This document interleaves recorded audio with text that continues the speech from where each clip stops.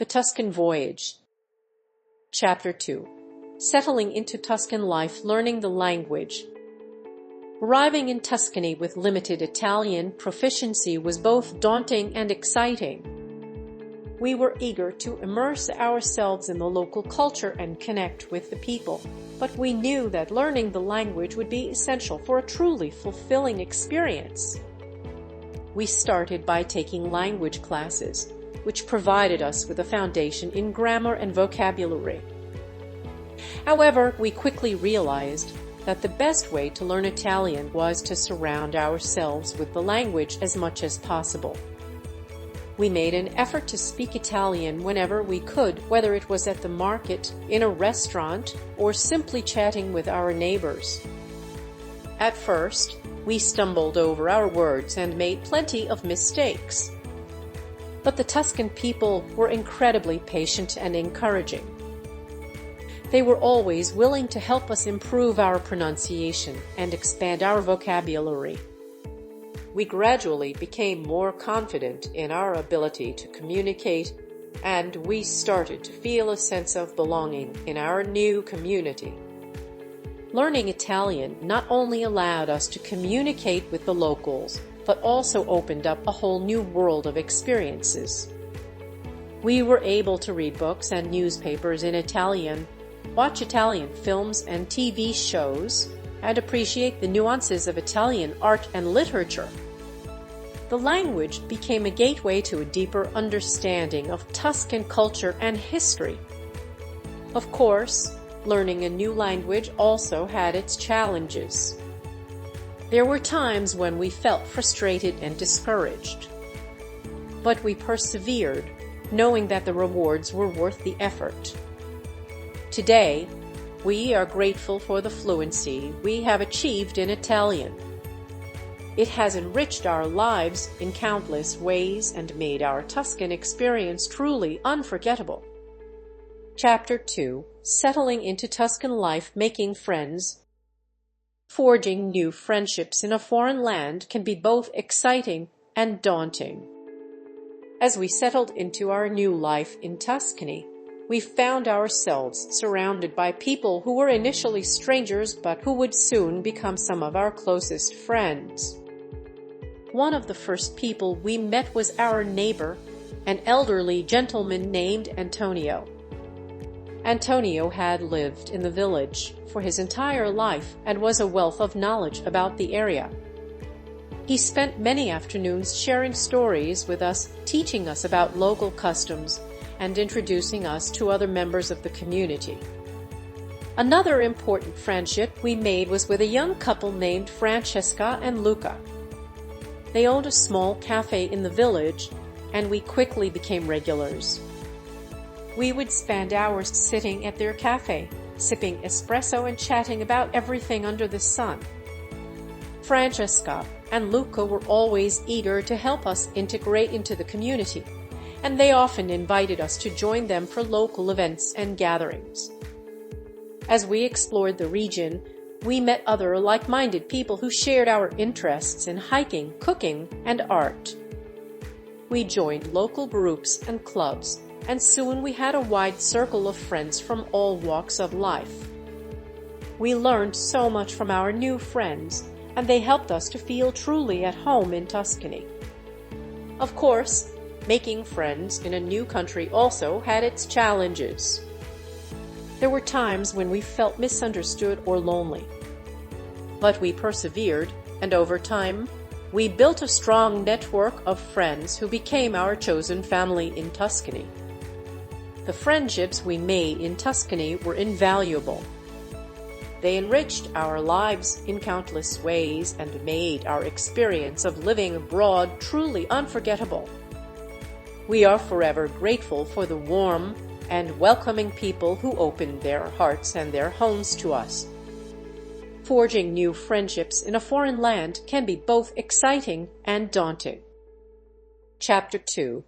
Settling into Tuscan life, discovering local customs. Nestling into the heart of Tuscany, we embarked on a journey to uncover the tapestry of local customs and traditions. From the bustling markets to the quaint villages, we immersed ourselves in the vibrant culture that Tuscany holds dear. Tuscan markets are a symphony of colors, sounds, and aromas. Strolling through the stalls, we marveled at the bounty of fresh produce, artisanal cheeses, cured meats, and handcrafted goods. The air was alive with the chatter of vendors and the laughter of customers, creating a vibrant atmosphere that spoke to the heart of Tuscan life. Throughout the year, Tuscany comes alive with a kaleidoscope of festivals, known as Fest and Sagar. These celebrations honor local traditions, culinary delights, and patron saints. We joined in the festivities, dancing to the rhythm of traditional music, savoring the flavors of regional dishes, and witnessing the spectacle of historical reenactments. Family and community are the cornerstones of Tuscan society. We were embraced by the warmth and hospitality of the locals, who welcomed us into their homes and shared their stories and traditions. We learned the importance of gathering around the table for long, leisurely meals, the art of conversation, and the value of lending a helping hand to neighbors in need. Tuscany is renowned for its rich artistic heritage, and we were eager to explore the region's many artisan workshops. We watched potters shape clay into delicate ceramics, glassblowers create shimmering vases, and leatherworkers transform hides into beautiful handbags. Each artisan shared their passion for their craft, passing down centuries-old techniques from generation to generation. Tuscan cuisine is a symphony of flavors, showcasing the bounty of the region's farms and vineyards. We indulged in hearty soups, succulent grilled meats, and handmade pasta dishes, accompanied by the perfect glass of local wine. Cooking classes taught us the secrets of Tuscan cooking, and we reveled in the simplicity and freshness of the ingredients. As we delved deeper into the local customs of Tuscany, we discovered a treasure trove of traditions, beliefs, and practices that have been passed down through generations. These customs are not merely relics of the past. They are living expressions of Tuscan identity, shaping the rhythm of daily life and creating a sense of belonging and continuity. Chapter 2: Settling into Tuscan Life, Navigating Bureaucracy. Navigating bureaucracy in Tuscany can be a daunting task, especially for newcomers who are unfamiliar with the language and local customs. The Italian bureaucracy is known for its complexity and inefficiency, and dealing with government agencies can often be a frustrating experience. However, with a little patience and perseverance, it is possible to successfully navigate the bureaucratic maze. One of the biggest challenges is simply understanding how the bureaucracy works. There are a multitude of different agencies and departments, each with their own rules and regulations. It can be difficult to know which agency is responsible for a particular task or service. Additionally, the bureaucracy is often decentralized, meaning that different regions or municipalities may have their own unique requirements. To make matters worse, the Italian bureaucracy is often plagued by red tape. Simple tasks can require a mountain of paperwork and multiple visits to different offices. It is important to be prepared for delays and to allow plenty of time to complete any bureaucratic procedures. Despite the challenges, there are a few things that can be done to make the process easier. First, it is helpful to learn some basic Italian. Even a few simple phrases can go a long way in helping to communicate with government officials. Second, it is important to be organized and to keep track of all paperwork and appointments. Third, it is often helpful to seek out assistance from a local resident or organization that is familiar with the bureaucracy. With a little patience and perseverance, it is possible to successfully navigate the Italian bureaucracy. Just remember to expect delays and to be prepared to do some extra legwork. Even though dealing with bureaucracy can be frustrating at times, it is important to remember that the people who work in these agencies are just trying to do their jobs.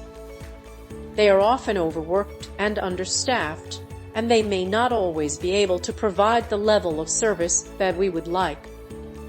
It is important to be patient and understanding and to remember that we are all in this together. Chapter 2. Settling into Tuscan life, finding our routine. As we settled into our new life in Tuscany, we gradually established a routine that became the rhythm of our days. This routine was far removed from the fast-paced, structured schedule we had been accustomed to back home. In Tuscany, we learned to embrace a slower pace of life, savoring the moments and finding joy in the simple things. Our mornings would often begin with a leisurely breakfast on the terrace, accompanied by the sound of birdsong and the scent of jasmine. We would then head out to explore the local markets, where we would browse the stalls selling fresh produce, artisanal cheeses, and handmade crafts.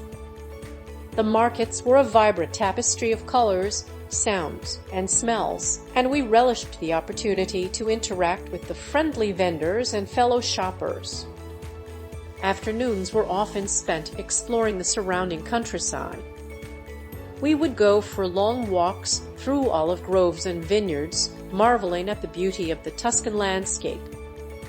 We would stop to admire the wild flowers, breathe in the fresh air, and soak up the warm Tuscan sun.